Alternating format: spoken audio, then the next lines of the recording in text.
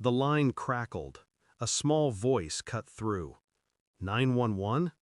I straightened in my chair. My pen stilled. This is dispatch. What's your emergency? A whimper. Mom's boyfriend, he's hurting me. Please, please save me. Her words stabbed through the static. I swallowed, forced calm into my voice.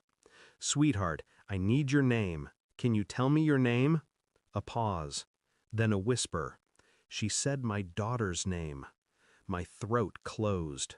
My pulse froze. I almost dropped the headset. Where are you? I rasped, barely holding my voice steady. In my bedroom, she cried. He's going to break the door. A crash echoed through the receiver. Her scream, then silence. And I sat there, professional mask splitting, heart tearing apart, realizing the call I'd been trained to handle was from my own child. I filed the call, protocol, forwarded it to local units, listened to my colleagues dispatch cruisers to the address I hadn't given them, because she hadn't told me, because she wasn't supposed to be there. My ex-wife had full custody. Our daughter only visited me twice a month. And the man she lived with, the one she called Mom's boyfriend, was supposed to be safe. A fire marshal, respected, clean record. But the way she screamed, something inside me splintered. When I called my ex, her phone went unanswered, again and again, straight to voicemail. I knew her patterns. She turned her phone off when she didn't want me to know where she was, which meant she was with him, the man my daughter was afraid of. I stared at the blank wall of the call center, headset still in place. My colleagues laughed, shifted, ate chips at their desks. And I sat in a vacuum, realizing I didn't know what life my daughter was living when she wasn't here. And worse, what my ex-wife had chosen to hide from me. I became two people. The operator who answered calls, read addresses, sent help, and the father who, in silence, began pulling at the threads of the life denied to me.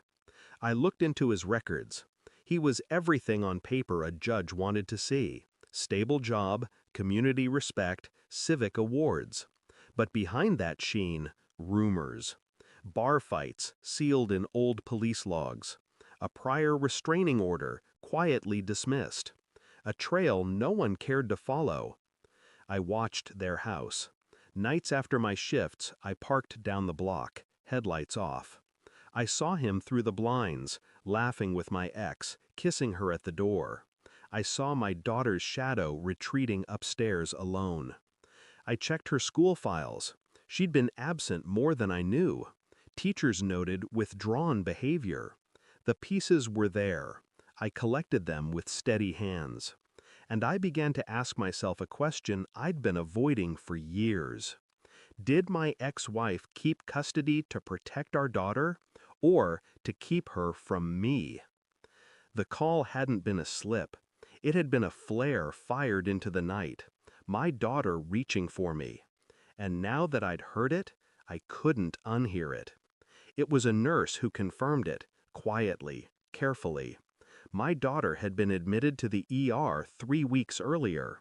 Accidental fall, the report said.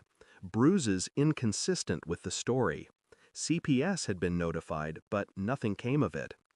I sat in the hospital parking lot, the file glowing on my phone screen, and the silence in my chest hardened into something colder than rage. That night, I went to my ex's house. I didn't knock. I rang the bell once, holding the envelope against my palm like a weapon.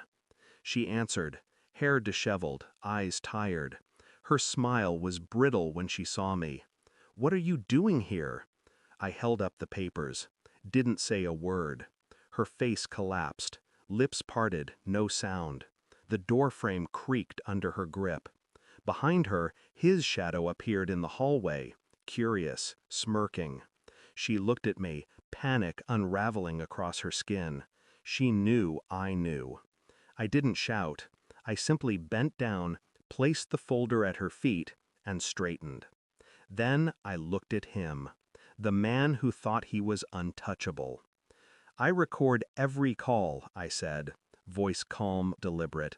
Every voice is logged. Every threat. Every scream.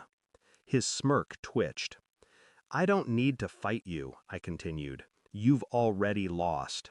I just needed the world to hear what I heard. I turned, walked back down the steps. My ex's voice broke behind me, desperate, calling my name. The next day, the recording made its way to CPS, to the police, to the judge who once thought I was the lesser parent. The system that ignored bruises could not ignore a child's raw scream, preserved in digital clarity. I didn't gloat, I didn't celebrate. I sat alone in my apartment, phone off, the silence finally clean. My daughter's voice would never leave me, but now it would haunt them too. I didn't save my marriage. I didn't save my ex. I saved my daughter. And in the process, I burned the last illusion of who her mother was. Thanks for watching. Don't forget to like, share, and comment. Subscribe now to Cheating Stories Insight World for more amazing stories.